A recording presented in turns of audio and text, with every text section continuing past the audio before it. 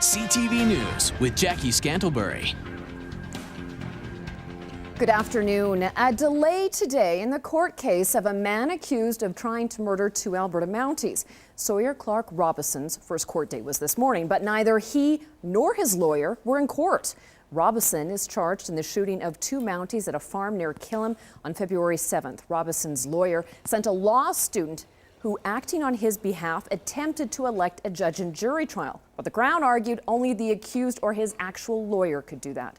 The case was put over until April 3rd, at which time it's expected Robison will apply for bail. The judge made it clear that both the accused and his lawyer will have to appear in person at that court date. Robison was on the run for almost 3 days before he was arrested. His truck, an unloaded gun, and some ammunition were located later. The Crown says there will probably be more charges against Robison, and both of the injured Mounties are now out of hospital and expected to make full recoveries. And one of the officers, Sid Gaudette, grew up in Lethbridge and took his criminal justice training at the Lethbridge College.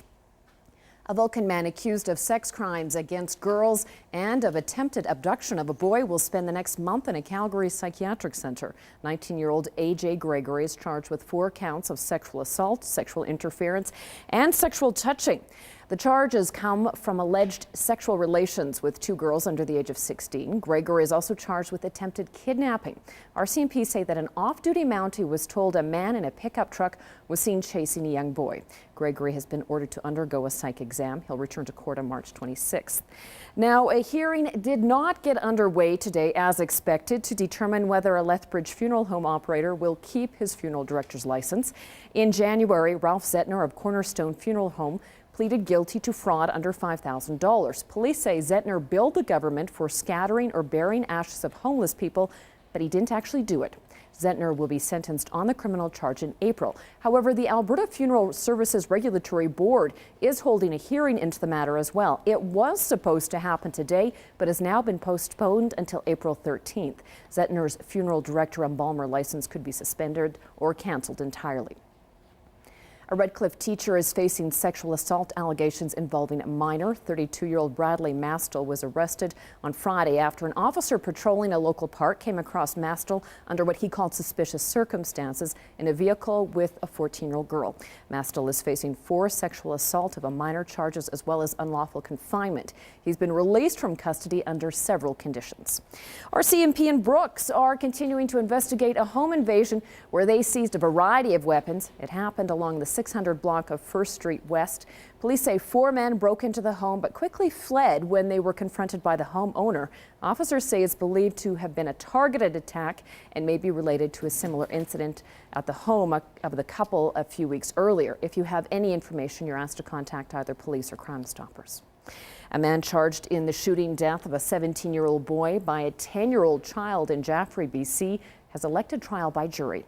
Michael Voth of Fernie was shot and killed last June after a 10-year-old boy got a hold of a firearm and accidentally fired it. Because the child is under the age of 12, no criminal charges were laid. However, the owner of the gun, the boy's stepfather, 51-year-old George Phillips, is charged with 1 count of criminal negligence causing death and careless storage of a firearm. A preliminary hearing will be set at Phillips' next court appearance, March 5th. And 2 skiers who'd been missing near the Kootenay Pass in southeastern BC have been found safe.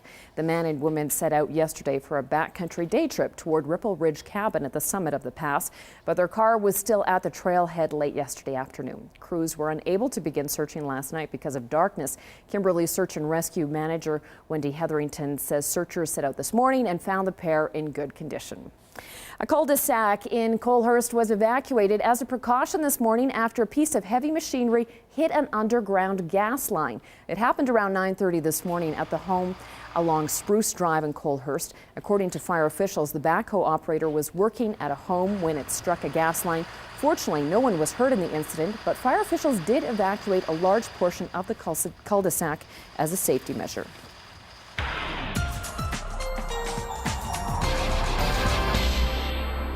Well, Dory's here with a forecast, and if you like mild temperatures, you're going to like this forecast story.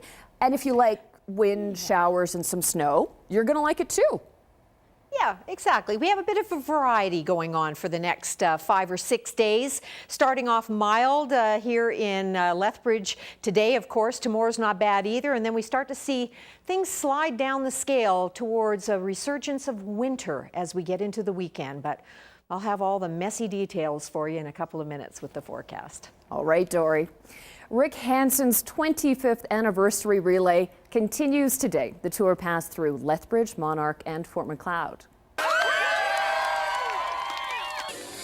3 students from Providence Christian School were chosen to run the Monarch portion of the relay and had, as you can see, a lot of support behind them.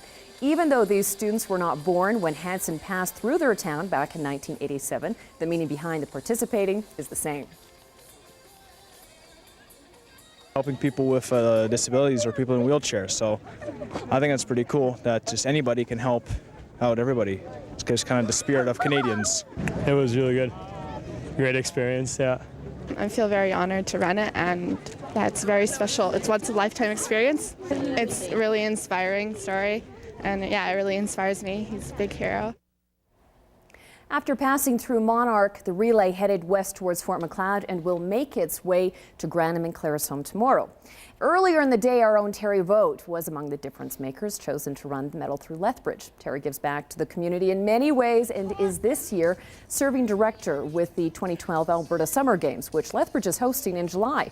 So far, more than 4,600 people have carried the medal for a section of the relay, and this is day 182 of the 25th anniversary tour. By the time the caravan reaches its destination, 7,000 people will have taken part as medal bearers.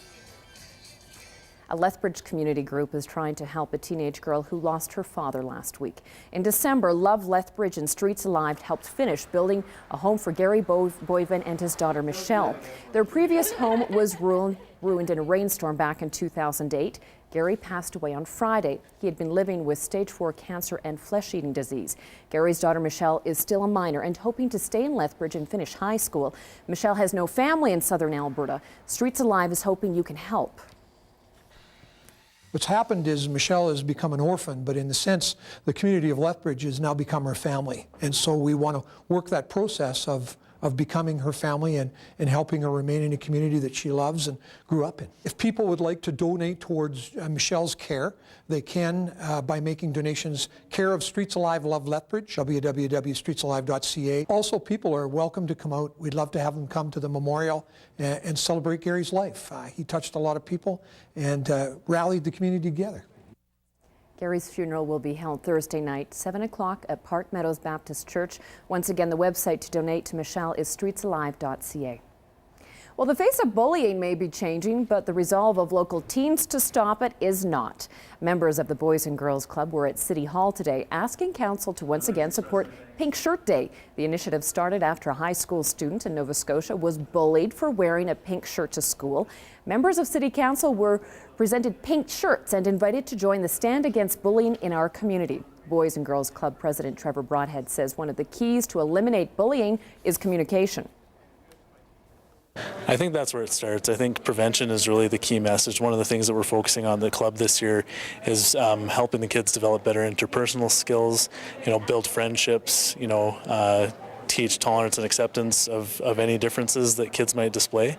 Because if you can start there, then there's less of a likelihood of kids getting teased and eventually bullied and those actions taking place. Pink Shirt Day or Anti-Bullying Day will be held Wednesday, February 29th. A new website is hoping to highlight what southern Alberta has to offer, showcasing unique experience for tourists across the world. The website offers more than just flights. You can book full packages for the whole family. Right now, 36 tourism operators are on board, and the goal is to have over 100 by the end of 2012. The website's not just for international tourists. Creators say it's also a great tool for Albertans looking for a staycation. Even through all of the significant economic challenges that we've been facing, tourism, people tend to kind of pull back, and so it means that a lot more local tourism happens. Show off what is here in a really visual way, whereas and change it seasonally and have it be really relevant to what's going on, and it's a really good avenue for getting new information. Tourism supports close to 90,000 jobs for Albertans. Although the weather is making a turn towards the cold again, if you're a camper, you should be thinking about reserving your campsite. Starting today, you can go online and book for the upcoming camping season in Alberta. Reservations can be made up to 90 days in advance of the arrival date, and you can change or cancel the reservations all online. And of course, you can still go old school, do it by phone. Alberta Tourism says since the website launched in 2008, there have been more than 180,000 reservations made for the nearly 500 parks in our province. For more information or to reserve a campsite, go online to reserve.albertaparks.ca. It took vision and plenty of hard work, but some Nanton residents have created a unique showcase to display the work of local artists and artisans. The office of a former grain elevator has been transformed into a fine art gallery. We have more tonight's report from Farm.tv. Wooden grain elevators once dotted the horizon across the prairies. Today, there are not very many of them left. This one in Nanton, Alberta has been preserved. Its former office turned into a fine art gallery. Cuneo Wilson is a local artist and owner of the Against the Grain Art Gallery. It was the idea of the board members of the Canadian Grain Elevator Discovery Centre, which run a museum type of operation at the Orange Elevator next door. And they steward the site, the entire site, and they have a mandate to try and make their operation self-sustaining. So they were reaching out to the community and looking for different ways to bring more income in and maybe have some products for sale in their elevator. The gallery opened on August 3rd, 2011, and has attracted visitors from across North America and beyond. Just worked every day, all day, into transforming a really, really dingy, previously slated for demolition, grain elevator office house into a fine art gallery. The gallery has become a showplace for local artists. Ranching and farming life is reflected in many of the pieces on display. I've had so much support, an outpouring of support from the local community, local artists, even ones that don't show here. They've all come in and visited and, you know, given me their best wishes, and people come in to see what their friends and neighbors are up to. Farm TV is brought to you by DA Building Systems. Thank you, Mike LeBlanc. Well, good news today for world financial markets. Greece has secured another crucial bailout. A lot of up arrows in today's closing numbers.